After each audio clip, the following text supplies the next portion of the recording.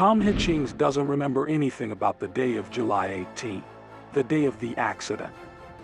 All he knows is that he is alive today because of the actions of a Good Samaritan. Who this person was who saved his life remains a mystery.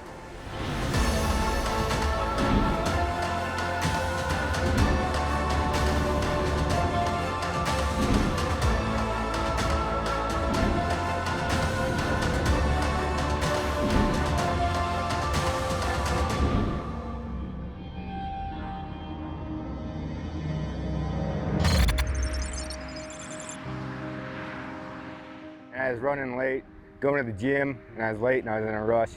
I came over a hill and saw some smoke, and I saw the vehicle, and nobody was stopping, and I couldn't see anybody in the vehicle, and that was weird. And so I pulled over, saw that he was slumped over in the driver's seat, and his foot was stuck on the gas pedal, and the wheel was just burning. To me, a hero is someone who will risk their life for others. Being in the military makes you not think about yourself in the moment. It makes you think about trying to get everybody else okay in the moment. Tried opening the doors, but all the doors were locked. So ran back to my truck, grabbed a hatchet that my brother had given me for Christmas, and busted out the window right behind him. And luckily, right about that time, Matt had come in.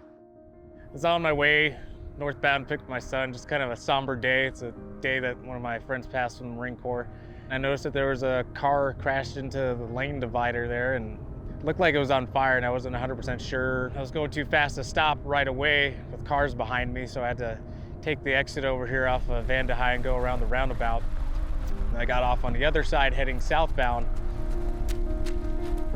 To me, a hero is someone that does the right thing and in any circumstance, whether it's scary or just the moral right thing to do.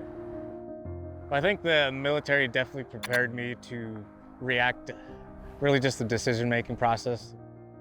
I looked over and there had been another gentleman that had stopped in the truck, that's John, and we hopped in the vehicle and noticed that Tom was unresponsive, so I gave him a sternum rub to see if we could get him to respond, and we got nothing.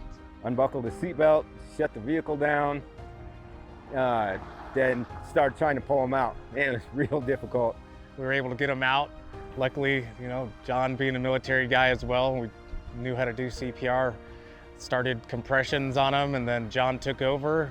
The gentleman dropped a CPR mask for us, and we worked on Tom for, I'm not really sure, it felt like forever. He was still unconscious when paramedics got there.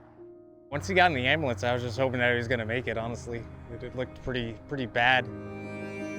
We still didn't know if he was okay or not. I didn't know if he survived or not, and I didn't know for a good couple weeks or so what was the outcome. So I was looking at obituaries and trying to figure it out. And when I had got back to work the next day, I told my coworkers what had happened. Supervisor, she actually saw an article about it, and she sent it to me. And then my wife, she was like, "You have to meet him." There we go. These are our heroes. We need help. Yeah. It's the right thing to do. We helped him to make it to Christmas and all that kind of stuff. It was really nice. Both of them made it possible for me to see my brand new granddaughter, and it's something that was just totally unexpected.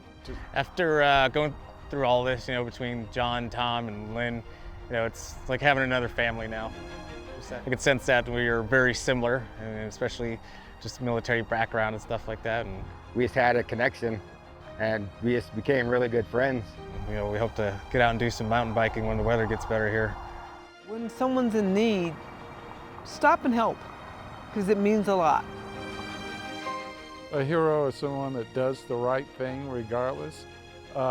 Their lives were at danger when they stopped because my foot was still on the accelerator.